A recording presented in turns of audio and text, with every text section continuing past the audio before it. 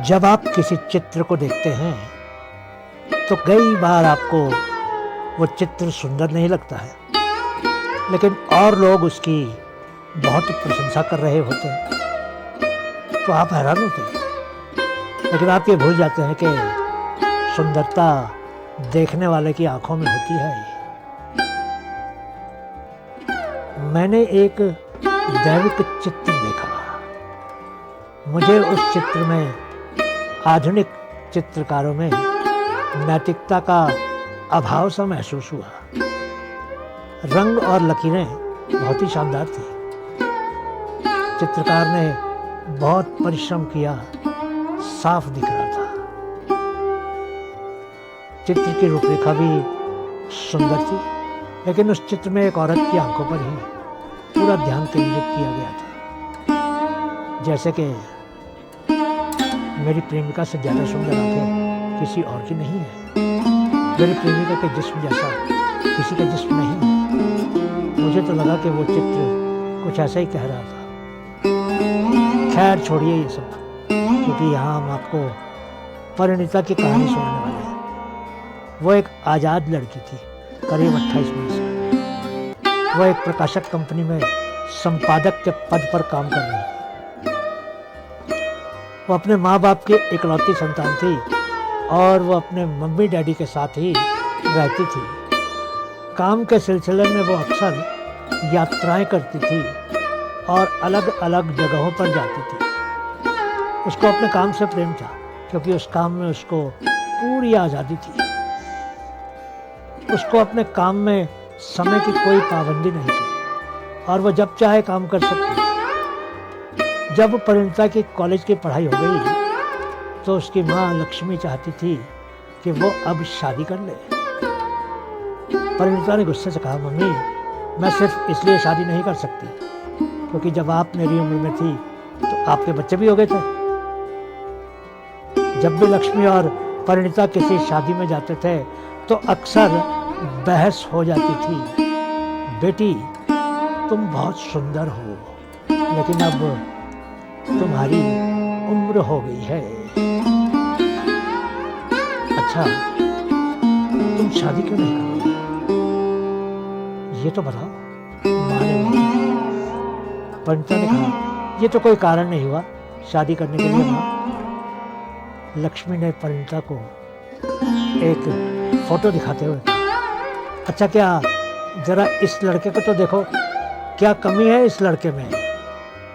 Photo को बिना देखे ही परिणीता ने कहा, चेहरे से तो लगता है जैसे इसको बवासीर हो गई है।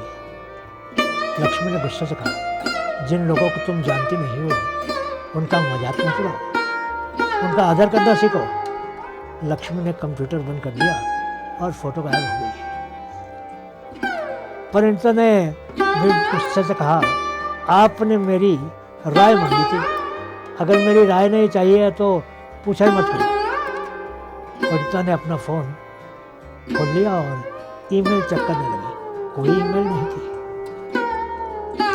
निराश माँ ने कहा, बिना लड़कों की फ़ोटो देखे तुम कैसे किसी को पसंद करोगी और फिर शादी करोगी।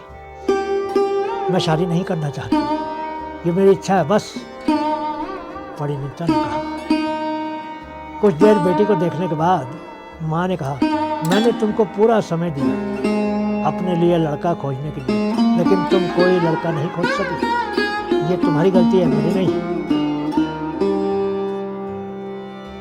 माँ मैं प्यार करके शादी करना चाहती। मैं ऐसे ही किसी से शादी करके पहले बच्चे नहीं करना चाहती। मैं पहले पति को जानना चाहती हूँ, लेकिन मैं ये सब आपको क्यों कह रही हूँ। आपको तो ये भी नहीं मालूम कि प्यार होता क्या है माँ। परिणीता गुस्से में थी। लक्ष्मी ने बहुत ही शांत स्वर में कहा, बेटी ये तुमसे किसने कहा कि मुझे मालूम नहीं कि प्यार क्या होता है। परिणीता ने व्यंग करते हुए कहा, अब ये मत कहिएगा कि आपने भी कभी किसी से प्रेम किया था, ये तो मजाक ही होगा। माँ ने बोलना शुरू किया, मेरी शादी के 1 वर्ष पहले की बात है। मैं गांव में अपने चाचा के घर पर थी। वहाँ के पोस्ट मास्टर चाचा जी के दोस्त थे। एक दिन हम उनके घर गए मेरी चची और पोस्ट मास्टर की पत्नी में बहुत सी नीरस बातचीत हो रही थी। तभी उनका बेटा घर के अंदर आया। पोस्ट मास्टर की पत्नी और मेरी मम्मी उनके बेटे के बारे में ही बातें कर रहे थे। वो शहर में नौकरी करता था और छुट्टियों में ही घर आता था। मैंने एक नज़र उसको देखा। उसने अपनी कमीज के कॉलर को पीछे किया और फिर बैठकर अपने जूते उतार दिए। वो लगातार सीटी बजा रहा था। वो पसीने पसीने था, लेकिन था बहुत सुंदर। उसने अपनी माँ से कहा कि उसको कुछ पैसे चाहिए। उसने बीच में एक दो बार मेरी तरफ भी देखा। तभी मुझे आभास हुआ कि उस लड़के से ही मेरी शादी होनी थी। पति में जो मुझे चाहिए था वो उस लड़के में था। परिणीता की मम्मी और परिणीता घर में थी। तभी उसके डैडी दरवाजे पर आए और बोले, आज तुम जल्दी आ गई बेटी। उन्होंने अपना हाथ परिणीता के सर पर रख दिया। परिणीता अपने डैडी से गले से लग गई। लेकिन तभी उसको ख्याल आया कि उसकी माँ शादी से पहले किसी और से प्यार करने लगी थी। परिणीता ने सर झुकाकर रसोई में देखा, लेकिन उसकी माँ वहाँ नहीं थी। परिणीता को अपने डैडी से प्रेम था, क्योंकि वो बहुत ही उदार पिता और उदार पति थे। वो सोचने लगे कि अगर पिता को ये बताया जाए कि मम्मी शादी से पहले किसी से प्रेम करने लगी थी, तो पिता की क्या हालत होगी। परिणीता अपने डैडी को ध्यान से देखने लगी। उनका सर करीब करीब गंजा हो गया था। तभी अचानक डैडी ने कॉलर को पीछे किया और रसोई की तरफ देखकर सीटी बजाने लगे। परिणीता का मुंह खुला का खुला रह गया।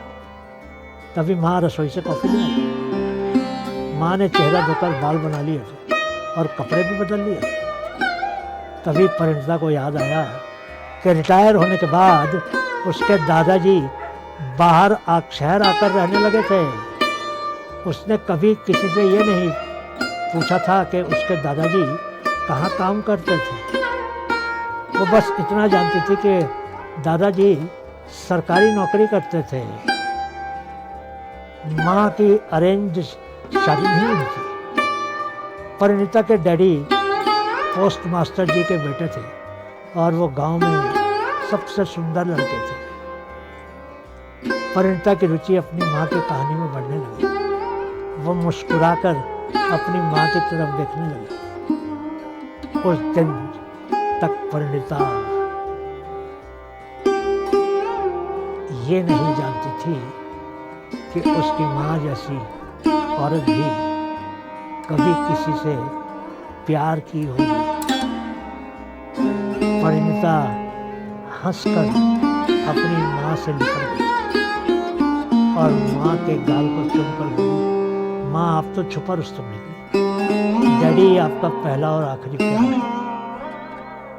बहुत बहुत शुक्रिया।